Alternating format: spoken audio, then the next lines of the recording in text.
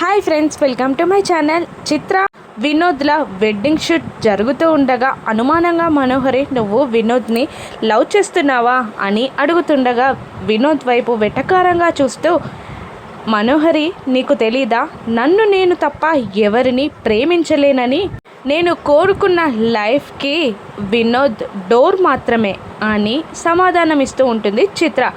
ఓహో, పాపం బకరాలాగా దొరికినట్టున్నాడు కదా నీకు వినోద్ అని అంటుంటుంది మను.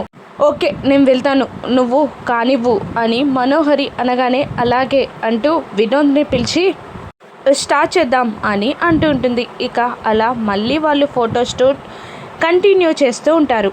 మరోవైపు ఒక ఇద్దరు దంపతులు ముసలి వాళ్ళు రోడ్డు పైన నడుచుకుంటూ వెళ్తూ ఉంటారు.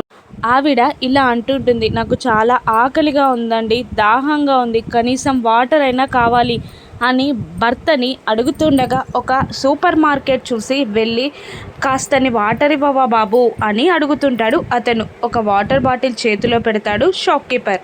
అప్పుడు 20 రూపాయలు అడుగుతున్న అతని వైపు బ్లాంక్గా చూస్తూ, కాదు ఒక గ్లాసుడన్ని వాటర్ ఇవ్వు బాబు, డబ్బులు లేవు అని అతను దీనంగా అంటూ ఉండగా, డబ్బులు లేకపోతే వాటర్ ఎలా వస్తాయి, లేవు అని అంటూ ఉంటాడు. కాదు బాబు, ఒక్క గ్లాసుడు వాటర్ ఇవ్వంతే అని మళ్ళీ అడుగుతుంటాడు అతను.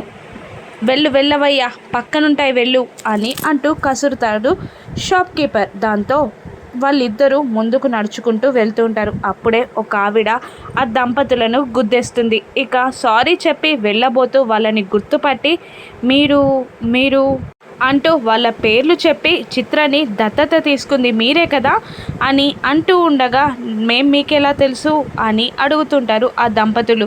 చిత్రని దత్తత తీసుకోవడానికి వచ్చినప్పుడు చూశాను కదా అని వార్డెన్ అడుగుతూ ఉండగా వీళ్ళు విసురుగా వెళ్ళబోతూ ఉంటారు. ఏమైంది, ఇలా ఉన్నారేంటి, ఎందుకు ఇలా రోడ్డుపై నడుచుకుంటూ వెళ్తున్నారు అని వార్డెన్ నిలదీయగా, కూతురు పోయిందని కూతురులాగా చూసుకుంటుందని ఒక అమ్మాయిని తీసుకొచ్చి ఇంట్లో పెడితే మమ్మల్ని ఇటువంటి దుస్థితికి తీసుకొచ్చింది అని ఆ దంపతులు చెప్తూ ఉంటారు.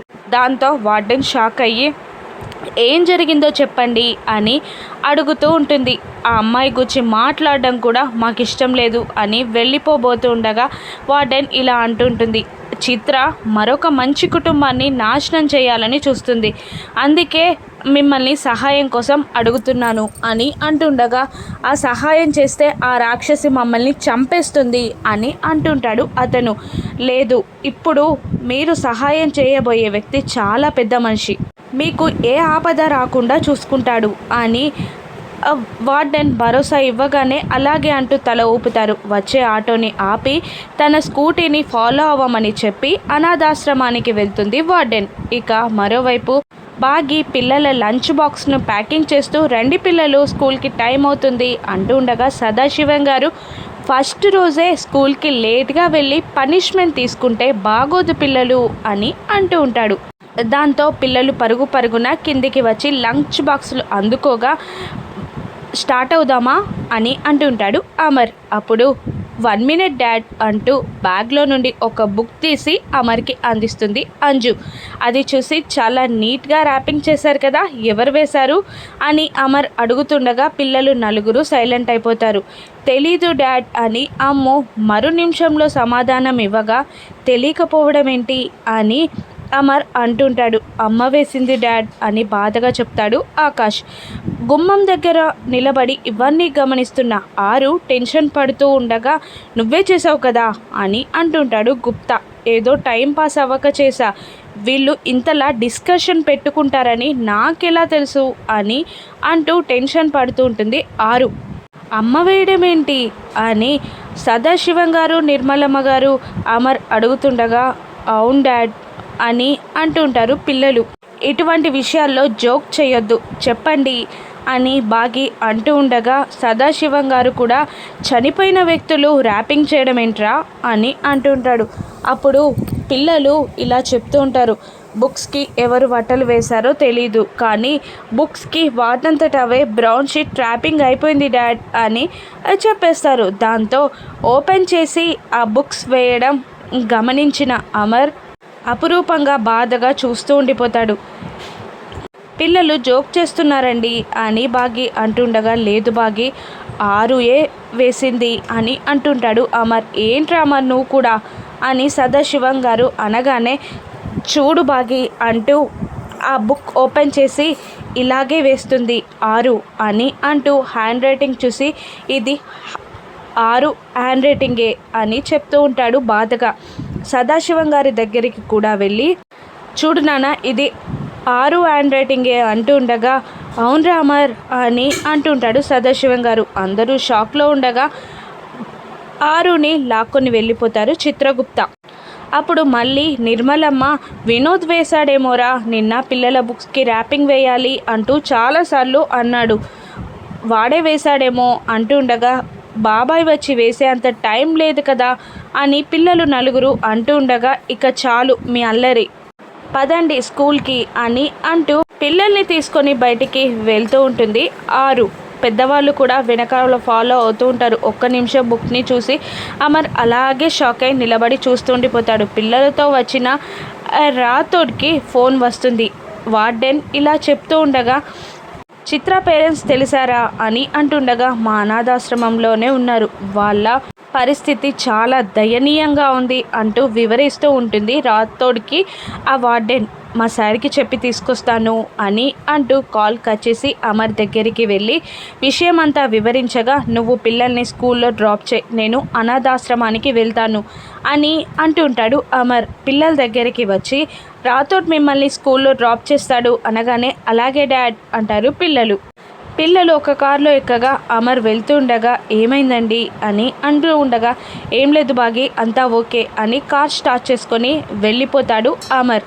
పిల్లలు వాళ్ళు వెళ్ళిపోయాక 6 చెట్టు చాటు నుండి బాగి దగ్గరికి వచ్చి, నీతో ఒక విషయం చెప్పాలి అంటూ కిచెన్లోకి లాక్కొని వెళ్ళిపోతుంది.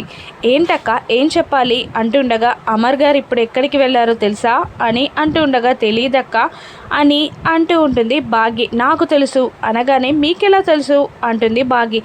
నాకెలా తెలుసాలో చెప్పాలా లేకపోతే ఎక్కడికి ఎందుకు వెళ్ళారో చెప్పాలా అని 6 అడుగుతుండగా, ఎక్కడికి ఎందుకు వెళ్ళారో చెప్పండి అక్క అంటుంటుంది బాగి.